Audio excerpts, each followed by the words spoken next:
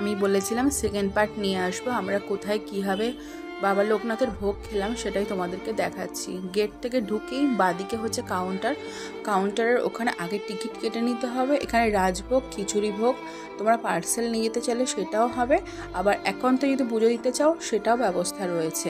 আমরা একান্তে পুজোটা আমরা দিইনি, আমরা বাইরেই পুজো দিয়েছি।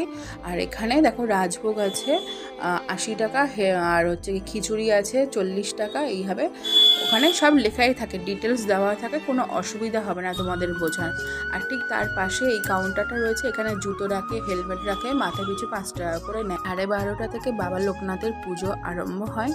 তোমরা ওখানে বসে আরতি দেখতে পারো, নিজেদের ইচ্ছা মতো পুজো দিতে পারো, কোনো অসুবিধা নেই ওখানে। আর 1:30 থেকে ওখানে খাওয়া দাওয়া শুরু হয়।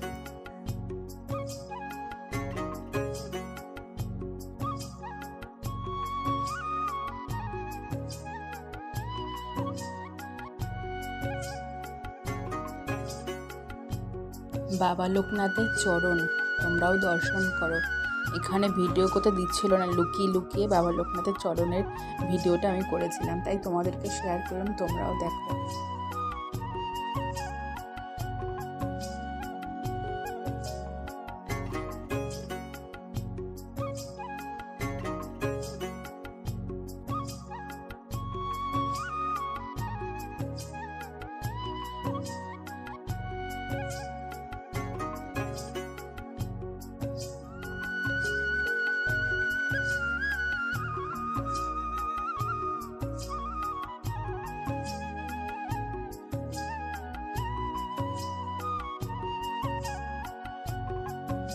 পুজো আজটা কমপ্লিট করে আমরা রাজভোগের লাইনে চলে গেছিলাম।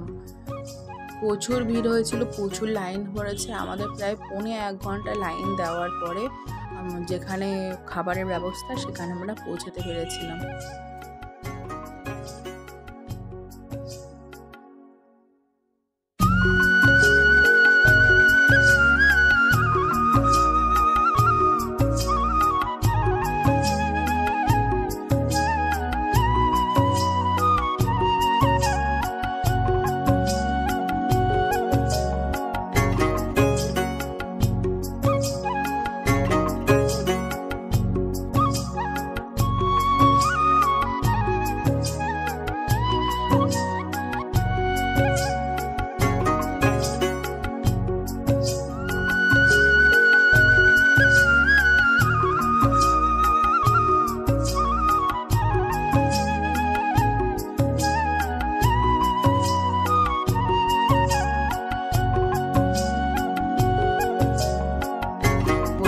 আমরা খেতে বসে গেছিলাম ভোগ প্রসাদ গ্রহণ করবার জন্য।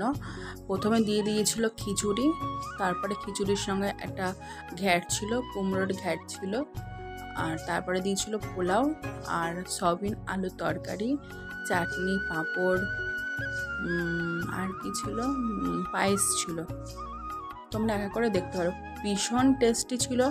খাবার নিয়ে কোনো কথা হবে না, কিন্তু একটা জিনিস দেখলাম, আমরা যেটা 2 বছর আগে খেয়েছিলাম খাবারের কোয়ালিটি আরও ভালো ছিল। এখন দেখলাম খাবারের কোয়ালিটিটা একটু লো হয়ে গেছে, কিন্তু ওই যে বাবা লোকনাথের ভোগ বলে কথা, অমৃত তো হবেই, তাই না বন্ধুরা?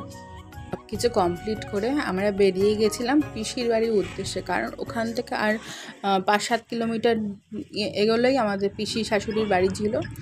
সেই ভিডিওটা আমি পরের ভিডিওতে নিয়ে আসছি। ততক্ষণ তোমরা ভালো থেকো, সুস্থ থেকো, একটা লাইক